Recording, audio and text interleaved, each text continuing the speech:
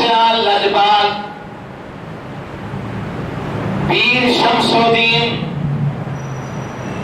یہ آپ کا نام ہے۔ شمس العارفین بھی کہا جاتا ہے، عارفوں کا سورج۔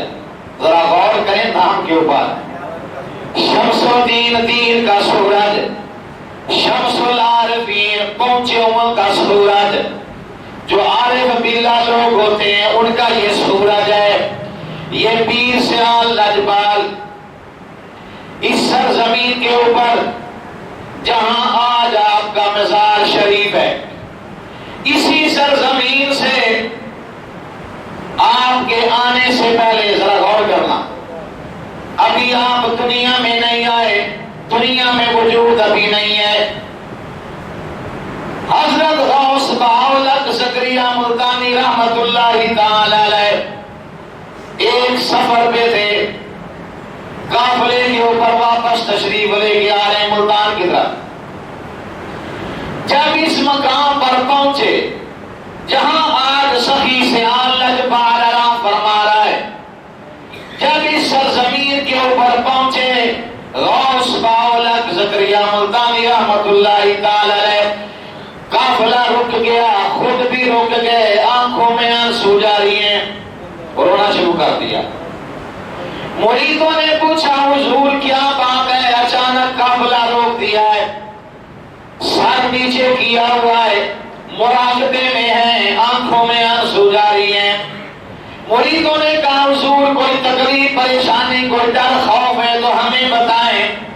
اس وقت غوث بہاءالحق زکریا رحمت اللہ تعالی آپ نے فرمایا مجھے اس سرزمین سے ایک غوث کی خوشبو آ رہی ہے، یہاں سے مجھے اللہ کے ایک بندے کی خوشبو آ رہی ہے۔ ابھی آپ دنیا میں نہیں آئے، ابھی وجود ہی نہیں ہے۔ غوث بہاءالحق زکریا ملتانی رحمت اللہ تعالی علیہ پہلے بشارت دے رہے ہیں۔ یہ ایسے ہی ہے جیسے اللہ کے محبوب مدینہ طیبہ میں یمن کی طرف رخ مصطفیٰ کر کے سانس لیتے تھے۔ صحابہ نے پوچھا عرض کی یا رسول اللہ صلی اللہ علیہ وسلم یمن کی طرف اپنا رخ مصطفیٰ کر کے سانس لیتے ہیں، خیریت ہے؟ اللہ کے محبوب نے فرمایا ہاں، وہاں میرا ایک عاشق رہتا ہے، مجھے وہاں سے رحمان کے بندے کی خوشبو آتی ہے۔ اب سمجھ آئی نا؟ اللہ کے محبوب یمن کی طرف رخ مصطفیٰ پھیر کر سانس لیتے تھے، فرمایا ادھر سے مجھے رحمان کی خوشبو آتی ہے۔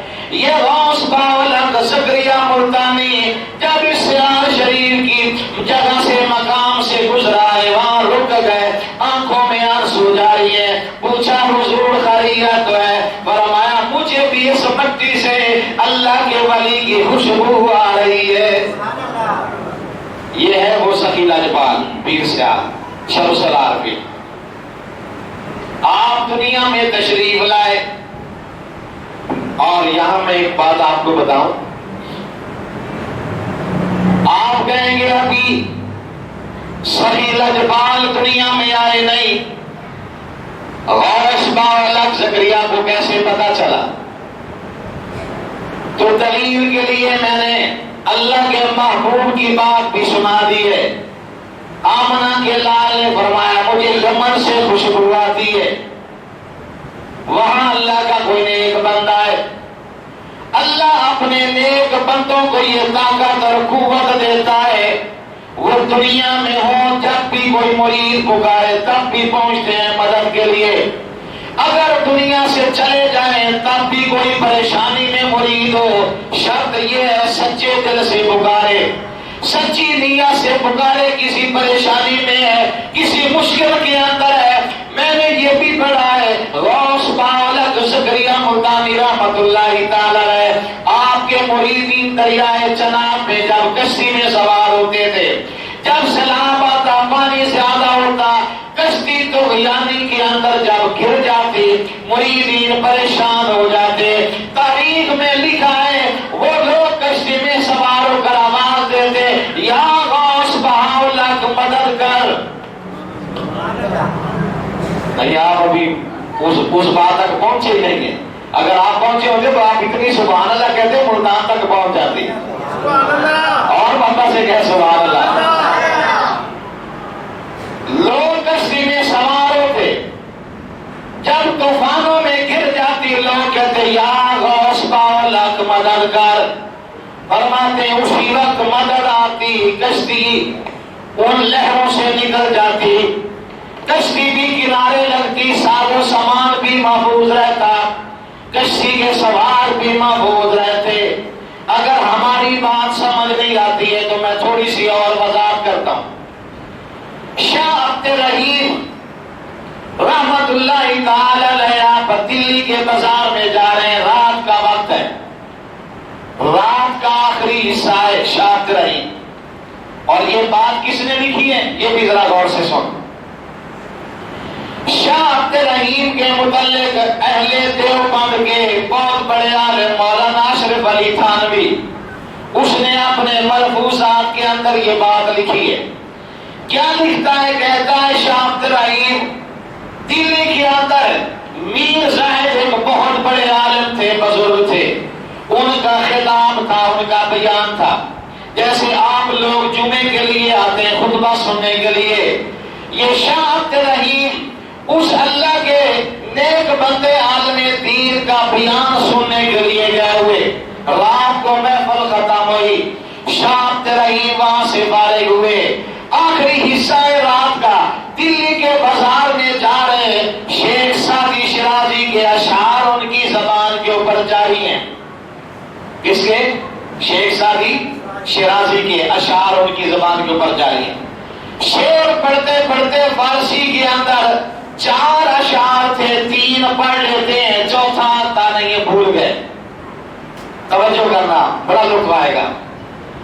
شاہ عبد الرحیم وہ 3 اشعار فارسی میں پڑھتے ہیں اور کیا کہتے ہیں؟ جسے یاد دوست ہر چے کنی، جسے یاد دوست ہر چے کنی عمر سائے است. یہ شعر زبان کے اوپر نا دلی کے بازار میں چلتے جا رہے ہیں اور یہ شعر پڑھتے جا رہے ہیں فارسی کے اندر.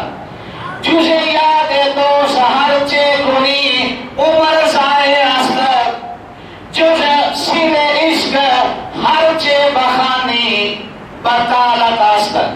یہ فارسی کے شعر پڑھتے جا رہے ہیں، ٹھیک ہے نا، اور اپنی لے میں جا رہے ہیں. لیکن آج ہمیں افسوس ہوتا ہے، اس لیے میں اپنے بڑوں کا ذکر کر رہا ہوں. آج ہمارے اندر بھی یہ بات پیدا ہو جائے. آج ہم نے دنیا کو ترجیح دی ہے، دین کو چھوڑا ہوا ہے. یہ پچھلے دنوں کی بات ہے، محرم کے مہینے میں میں نے ایک نوجوان کو دیکھا گلی میں آ رہا ہے اور اپنی زبان کے اوپر انڈیا کا گانا گنگناتا ہوا آ رہا ہے. یقین جانے جب میں نے سنا مجھے اتنا دکھ ہوا، کاش یہ اس نوجوان کی زبان کے اوپر ان کافروں کا ترانہ نہ ہوتا، مصطفیٰ کا فرمان ہوتا. وہ اپنی موج میں جا رہا ہے، اسے پتہ ہی کوئی نہیں ہے کون گزر کے جا رہا ہے. وہ انڈیا کا گانا بار بار اپنی زبان سے کہتا ہوا جا رہا ہے. آج کا نوجوان جب اکیلا بیٹھا ہوا ہوگا تو گانے کے اندر مست ہو جائے گا، دنیاوی معاملات میں مست ہو جائے گا. اپنے بڑوں کو پڑھا کر، اپنے بڑوں کا ذکر سنا کر تمہیں پتا چلے وہ کیسے چلتے تھے. شاہ عبد الرحیم رات کا آخری حصہ ہے، دلی کے بازار میں جا رہے ہیں اور یہ شعر پڑھتے جا رہے ہیں. یوزر یاد نیست ہر چے کنی عمر سائے است. ترجمہ کو بتا دیتا ہوں. شاہ عبد الرحیم کہتا ہے زندگی کا جو لمحہ محبوب کی یاد کے بغیر گزر جائے سمجھو عمر ضائع ہو گئی ہے. واپس سے کہہ سبحان اللہ. فرمایا جو لمحہ یاد کے محبوب کے بغیر، یار کے بغیر جو زندگی گزر جائے وہ زندگی کس کام کی نہیں ہے، وہ عمر ضائع ہو گئی ہے. آپ نے فرمایا جسے سیر عشق ہر چے بخانی بطالت